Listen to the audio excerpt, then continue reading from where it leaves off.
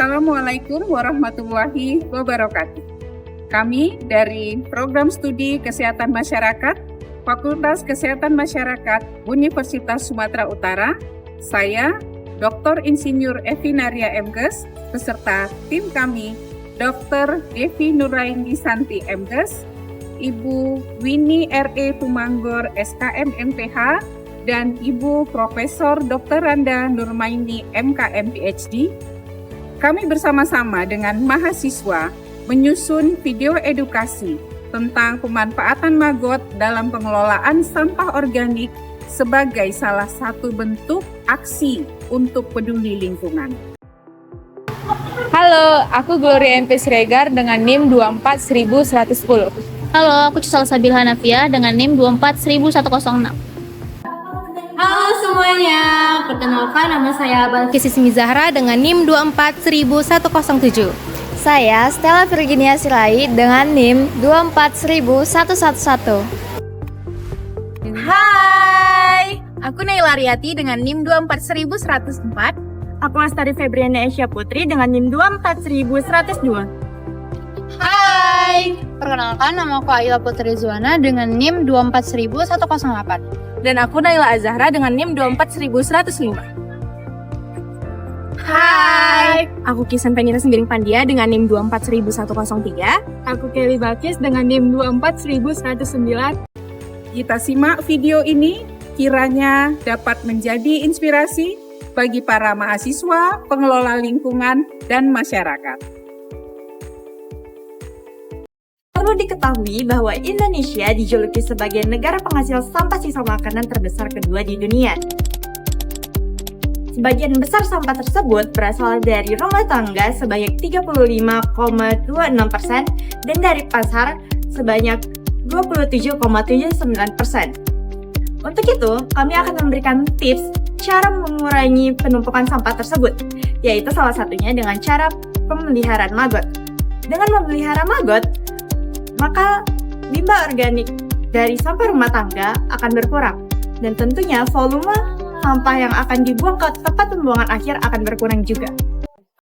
Sebelum kita mengetahui bagaimana langkah-langkah dalam mengelola sampah dengan menggunakan maggot, maka kita sebaiknya harus mengetahui dulu apa itu maggot. Kak, maggot itu apa sih? Maggot merupakan larva dari jenis lalat BSF atau dalam bahasa Latin dikenal dengan Hermetia illusa. Pada fase larva inilah maggot dimanfaatkan untuk pengelolaan sampah organik. Namun, tidak hanya digunakan untuk pengelolaan sampah organik, tapi maggot juga memiliki potensi yang besar sebagai sumber pakan ternak, karena memiliki protein lebih dari 40%. Budidaya maggot tidak terlalu sulit untuk dikembangkan, mengingat maggot berkembang biak secara alami di alam, sehingga mudah untuk mendapatkannya. Maggot juga dapat bertahan hidup di iklim tropis maupun subtropis, sehingga potensi perkembangbiakannya mudah dilakukan di Indonesia yang beriklim tropis. Setelah kita mengetahui apa itu maggot, nah sebaiknya kita juga harus mengetahui bagaimana siklus hidup maggot BSF agar kita tahu fase apa dari fase hidup maggot BSF bisa kita manfaatkan sebagai pengelola limbah rumah tangga atau limbah organik. Maggot memiliki masa metamorfosis yang singkat, dimulai dari fase telur. Lalat BSF berkembang biak pada lingkungan yang berfermentasi. Perkawinan antara lalat jantan dan lalat betina akan menghasilkan telur yang berkisar antara 400 sampai 800 telur. Nah, butuh waktu 2 hari untuk telur menetas dan berubah menjadi larva. Nah, pada fase larva ini, instar masih belum mempunyai mulut yang sempurna untuk mengkonsumsi makanannya, sehingga makanan yang dapat dikonsumsi hanya makanan yang bertekstur lembut. Fun fact-nya, instar ini mempunyai kurun waktu hidup selama 14-16 hari. Instar ini juga yang biasanya kita sebut sebagai maggot. Selanjutnya memasuki masa peripupa, di mana pada perkembangan ini instar berubah menjadi pupa. Nah, pada masa ini maggot sangat cocok untuk dijadikan pangan pada ternak ikan maupun pada ternak unggas. Fase terakhir dari fase pengembangbiakan maggot adalah fase pupa. Nah, dalam fase ini biasanya disebut juga sebagai fase kepompong. Ciri-cirinya adalah maggot mengalami perubahan warna, yaitu lebih condong ke warna hitam. Nah, dalam fase ini maggot akan berubah menjadi lalat BSF dalam waktu 2-3 minggu. Sebelum kami melakukan pengolahan sampah dengan menggunakan maggot BSF, kami terlebih dahulu menghitung berat rata-rata per hari sampah rumah tangga yang dihasilkan selama seminggu dalam satu rumah tangga. Pada hari Senin, tanggal 30 September 2024, terdapat 760 gram sampah. Di hari Selasa, tanggal 1 Oktober 2024, terdapat 560 gram sampah. Di hari Rabu, tanggal 2 Oktober 2024, terdapat 1,6 kg sampah. Di hari Kamis, tanggal 3 Oktober 2024, terdapat 660 gram sampah. Di hari Jumat, tanggal 4 Oktober 2024, terdapat 900 gram sampah. Di hari Sabtu, tanggal 5 Oktober 2024, terdapat 660 gram sampah. Dan di hari Minggu, tanggal 6 Oktober 2024, terdapat 900 gram sampah.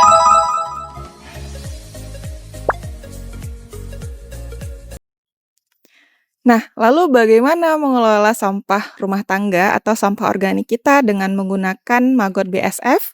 Berikut langkah-langkahnya. Pada tahap awal pengembangbiakan maggot, yang dibutuhkan adalah dedak yang telah ditimbang sebanyak 103,84 gram dan telur maggot sebanyak 2,28 gram. Tuangkan dedak ke dalam tempat pengembangbiakan maggot, lalu tuang air sedikit demi sedikit sampai teksturnya menjadi seperti bubur.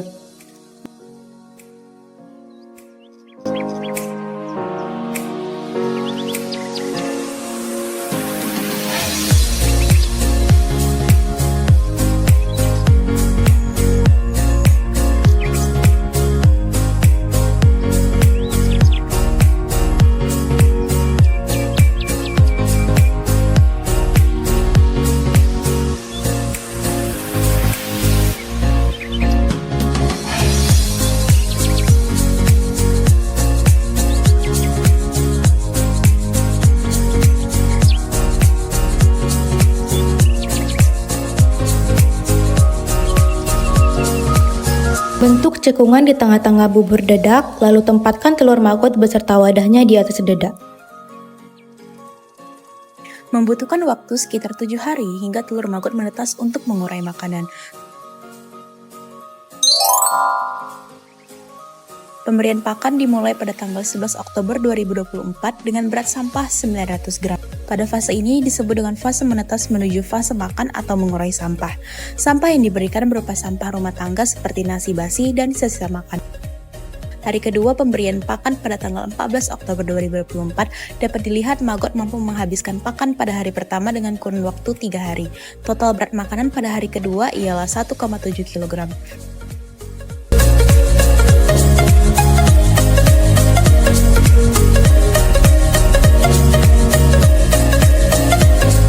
Pada hari ketiga pemberian pakan pada tanggal 18 Oktober 2024 dengan total berat makanan 1,7 kg dan maggot membutuhkan waktu sekitar 4 hari untuk menguraikan makanan pada pemberian pakan hari kedua.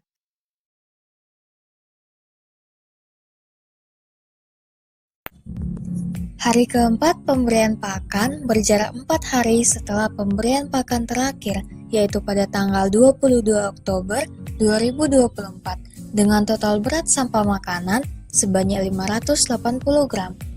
Hari kelima pemberian pakan dilanjutkan pada tanggal 23 Oktober 2024 dengan berat sampah makanan sebanyak 655 gram. Pada pemberian pakan hari kelima ini, maggot sudah memasuki fase bayi menuju larva dewasa atau disebut juga dengan fase remaja. Pada fase ini, maggot sedang sangat suka untuk makan. Hari ke-6 pemberian pakan selanjutnya dilakukan pada tanggal 24 Oktober 2024 dengan berat sampah makanan 1,08 kg.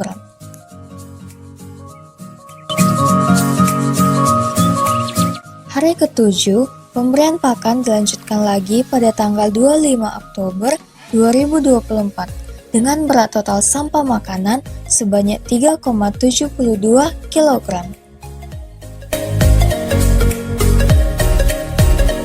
Ke-8 pemberian pakan selanjutnya dilakukan pada tanggal 29 Oktober 2024, yaitu berjarak 4 hari setelah pemberian pakan ke-7 untuk maggot menguraikan sampah makanan tersebut. Hari ke-9 pemberian pakan dilakukan pada tanggal 1 November 2024 dengan berat sampah makanan sebanyak 625 gram. Pada pemberian makan hari ke-9 ini, maggot sudah memasuki fase dewasa atau prepupa.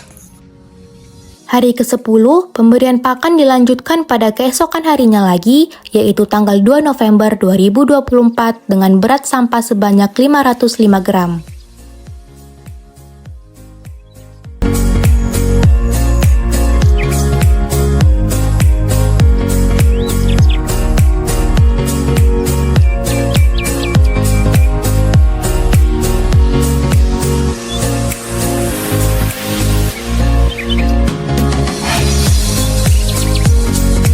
Hari ke-11, pemberian pakan diberikan pada tanggal 3 November 2024 dengan berat sampah sebanyak 1,7 kg.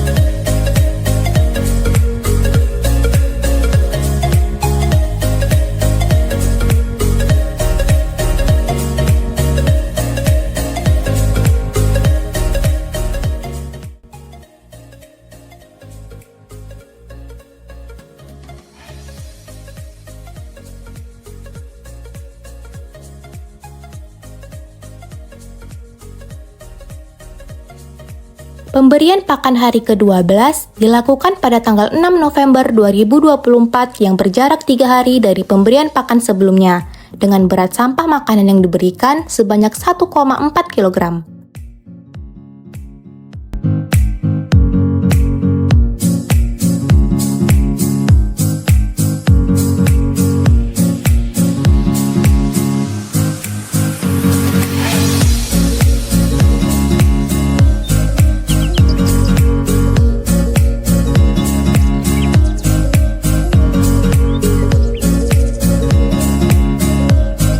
Hari ke-13, pemberian pakan selanjutnya pada tanggal 9 November 2024 dengan berat sampah sebanyak 1,9 kg.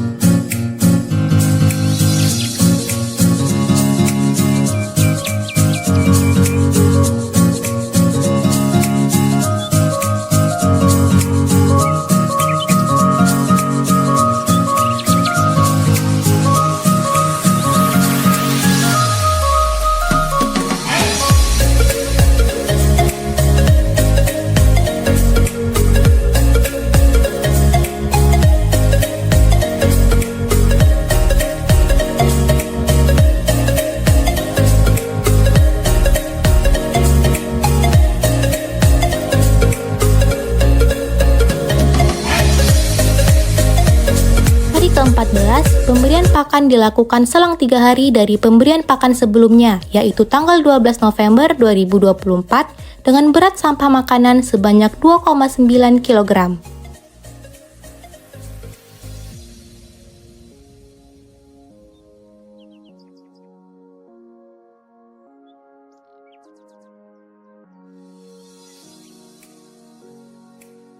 Hari ke-15, pemberian pakan dilakukan pada tanggal 16 November 2024 dengan berat total sampah makanan sebanyak 150 gram yang berjarak 4 hari dari pemberian pakan sebelumnya.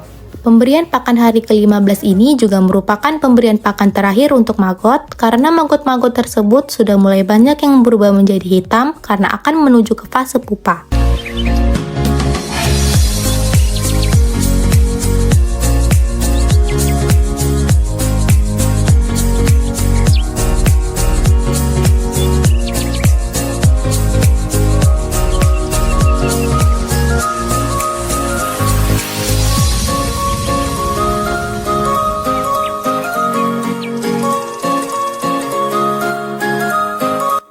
Setelah melewati fase perkembangan dari telur sampai menjadi pupa, tahap selanjutnya adalah pertumbuhan menjadi lalat BSF.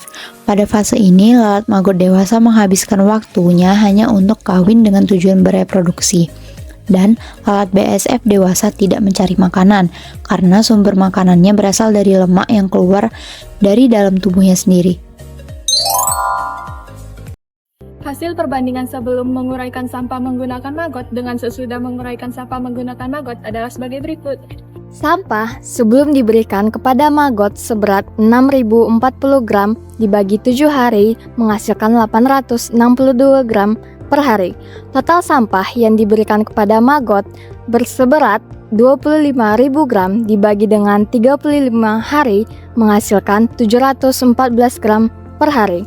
Nah, sampah yang tadi 862 gram dikurangi dengan 714 gram menghasilkan 148 gram sampah per hari yang tidak bisa diurai di hari yang sama.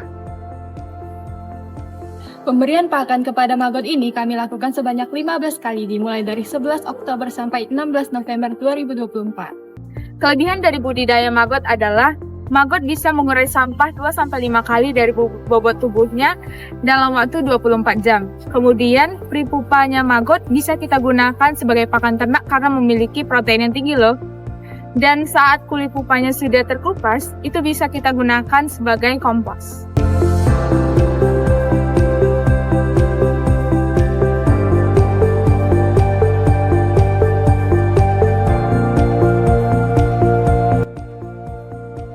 Selain kelebihan-kelebihan tadi, budidaya maggot juga memiliki beberapa kekurangan, khususnya dalam dijadikan sebagai pakan ternak.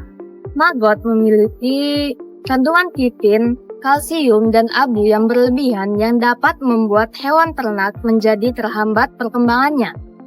Maggot juga memiliki kandungan lemak yang sangat tinggi.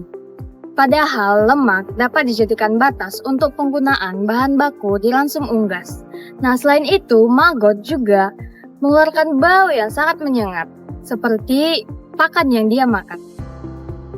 Setelah kita melihat tayangan video ini, kita tahu bahwasannya maggot itu dapat menjadi pilihan dalam penguraian sampah organik. Semoga tayangan video ini bermanfaat bagi kita semua. Wassalamualaikum warahmatullahi wabarakatuh.